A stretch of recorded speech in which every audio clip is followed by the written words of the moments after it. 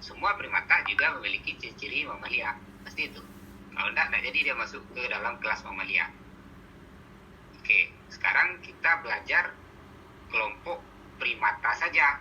Nama mata kuliahnya primatologi. Jadi primatologi itu ilmu yang pelajari tentang primata. Ya, gitu. Ya, jadi primata memiliki ciri-ciri tersendiri pula sehingga dibedakan dari ordo-ordo yang lain. Apa ciri-ciri primata? Ya, kita sudah tahu. Anda sudah bisa baca juga di situ apa ciri-ciri primata. Arfali, apa Anda sudah baca? Memiliki mata sepasang yang menjuru ke depan, Pak. Oke. Terus apa lagi? Terus itu apa sih namanya? Memiliki kuku cakar,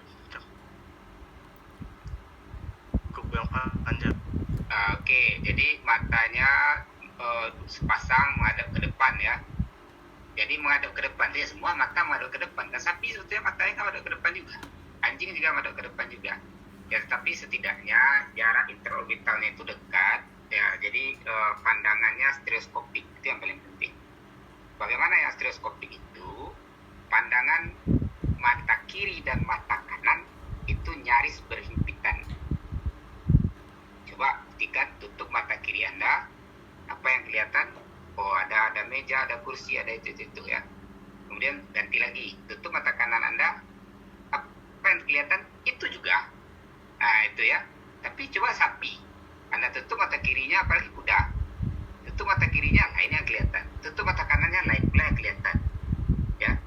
Nah, jadi itu namanya panoramik kalau seperti mata kuda itu. Tapi kalau mata primata ini lebih stereoskopik. Apa keuntungannya? Ya, dengan berhimpitan bidang pandang mata kiri dan kanan itu, maka fokusnya lebih cepat tercapai. Ya, katanya begitu. Saya tidak paham betul dari segi fisika. Ya, dari bagaimana penggunaan lensa, bagaimana apanya, tapi katanya begitu. Ya, itu lebih baik. Ya, pandangan yang stereoskopik itu. Oke. Kemudian kuku tadi ya. Kuku ya, bukan cakar. Kalau cakar itu pada kukunya panjang. Ya, kuku kalau cakar claw dalam bahasa Inggrisnya, kalau primata ini nail, jadi lebih berkuku daripada bercakar. Tapi ada juga yang suka-suka memanjangkan kuku membentuk cakar, yaitu mau berubah menjadi taksa lain mungkin. Ada juga yang hobi-hobinya gitu. Apalagi cirinya yang Anda baca, Arfali? Jarinya 5, Pak.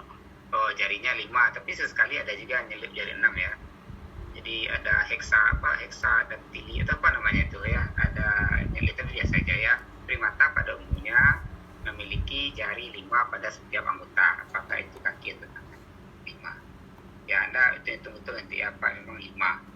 Jadi kalau gitu 5, 20 totalnya harusnya ya. Kemudian apa lagi? Sidik jarinya mudah dikenal, Pak. Oke, sidik jarinya mudah dikenal ya. Jadi memang ahli forensik menggunakan sidik jari ini untuk mengidentifikasi, karena ini identik untuk individu yang berbeda.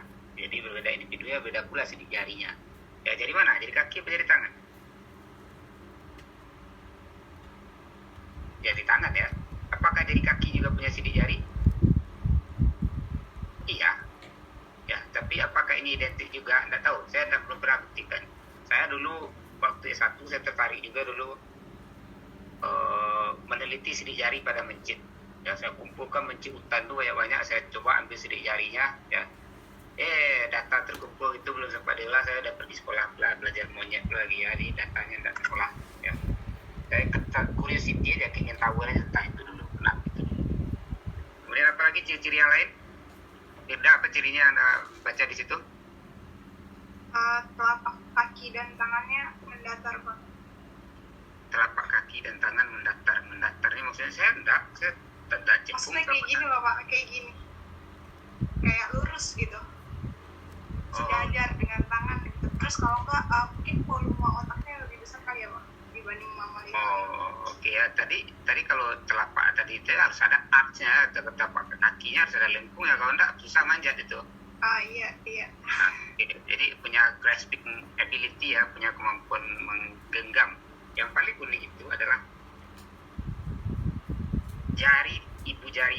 opposable. Jadi ibu jari opposable itu artinya dengan mudah bisa dihubungkan dengan jari-jari lain. Ya. Jangan ada paksa tasa lain selain primata untuk menghubungkan jari ibu jarinya dengan jari lain. Ini dengan mudah berhubungan.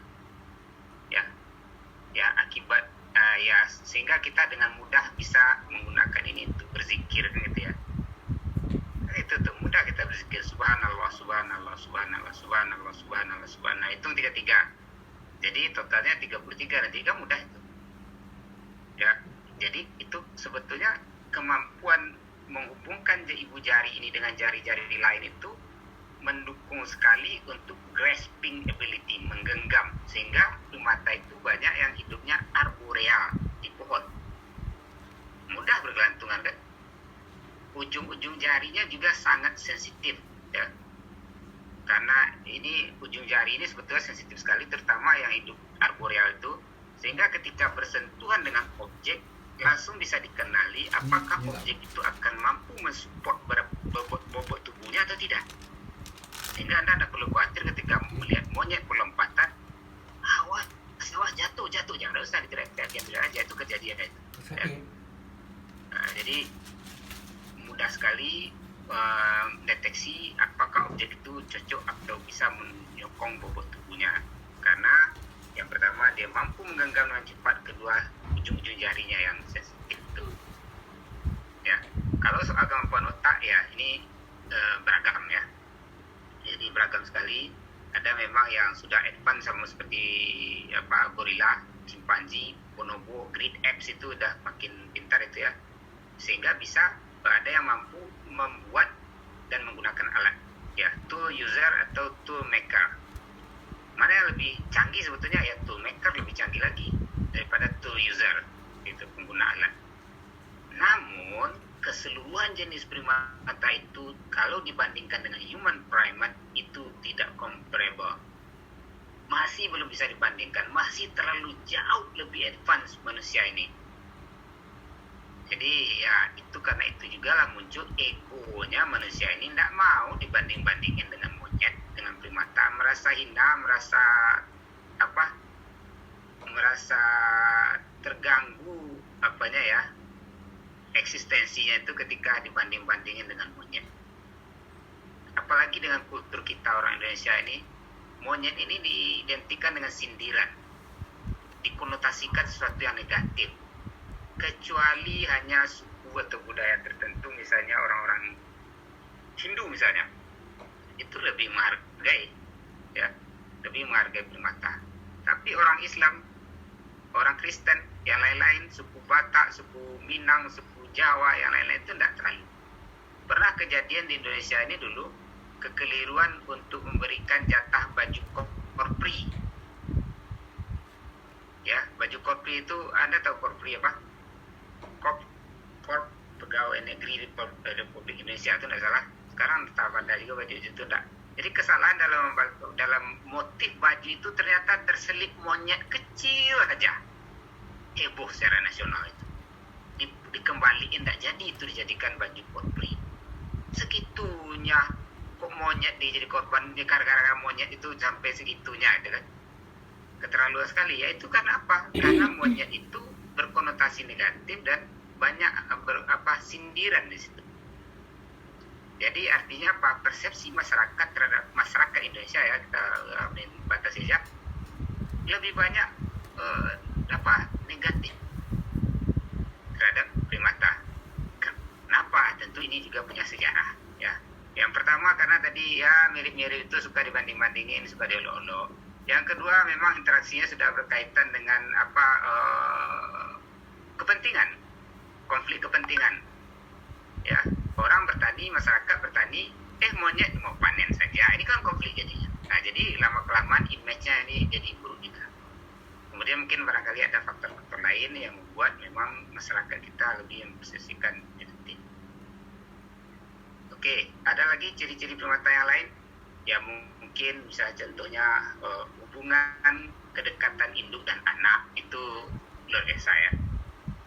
Anda sekarang udah kuliah semester 7 ini, ya saya pikir masih ada juga yang diboboin sama orang tuanya. itu wajar-wajar saja, Anda primata, ada apa-apa. Ya. Tapi ada juga tren budaya kita memang karena single child atau double child atau dua twin atau dua saja misalnya ya, dua anak cukup itu ya, sementara orang tuanya masih punya energi yang banyak ya, sehingga investasi difokuskan pada anak yang sedikit itu saja ya, akibatnya apa, lama juga dimanja-manjain.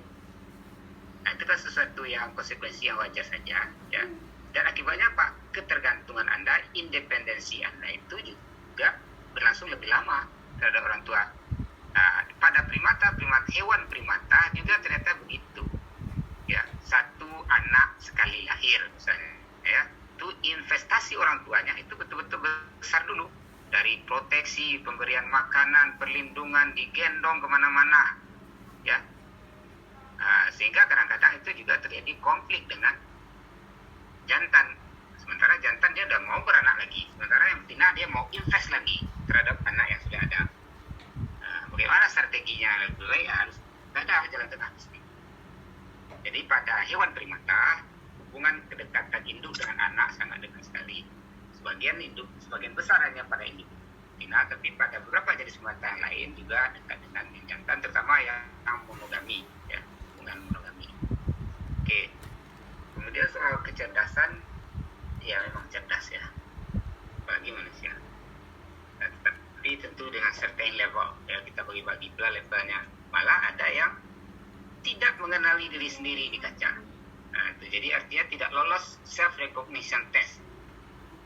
Jadi pada taksa yang mana, pada hewan primata yang mana yang sudah lolos self recognition test? Ya, siapa namanya yang lain nih? Saya lihat cuma ada 2 Firda ini ya. Firda mengenal diri di kaca. Mau Pak? Oke, apa tandanya Anda mengenal?